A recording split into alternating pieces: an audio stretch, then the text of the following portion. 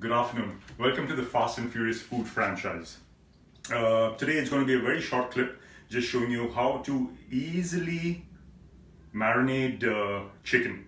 I've got the chicken in the fridge. It's bought at the local supermarket, which I will get out now. So the chicken has got various parts in there, but mostly comprised of chicken breast, skinless.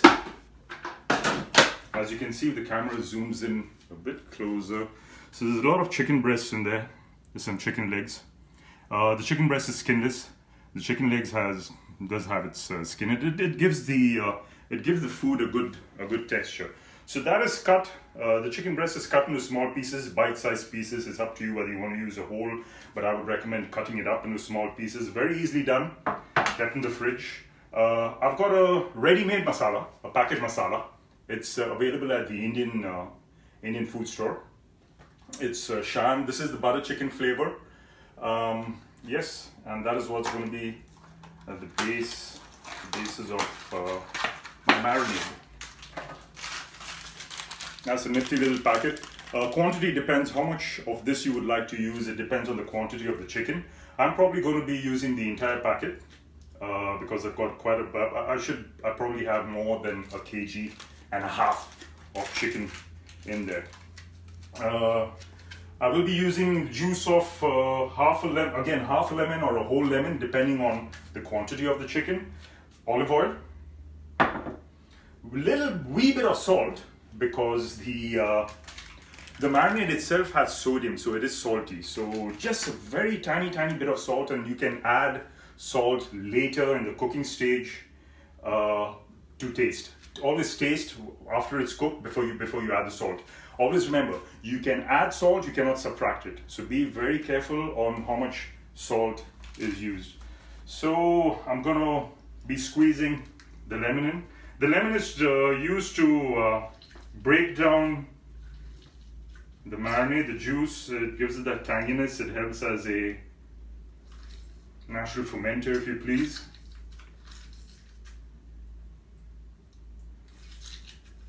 So I just put I've got my hand under it because the lemons that are available locally have a lot of pips in there. So we don't want that in the marinade. That's 1/2.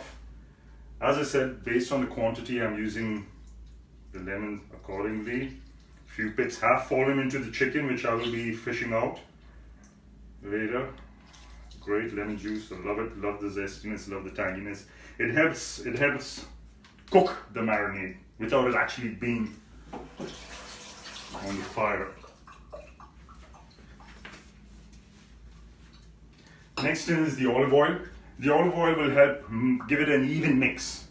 So tiny bit of olive oil, just a tiny bit, nothing too much, just as a glaze for the meat. That's it. Main ingredient,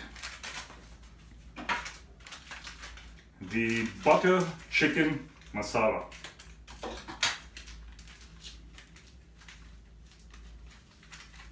In there.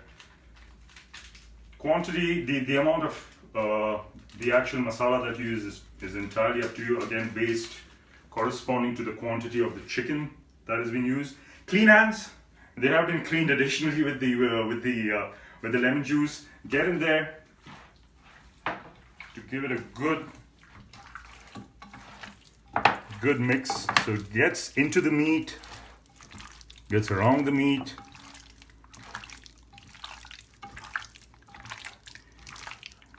Meat gets a good glaze. Mix it up. So all the ingredients, very simple, very basic ingredients that have gone onto the chicken, get mixed up well and good. What I haven't added, which could be added to the initial marinade or can be added into the cooking pot, is either chopped or crushed, pasted ginger and garlic.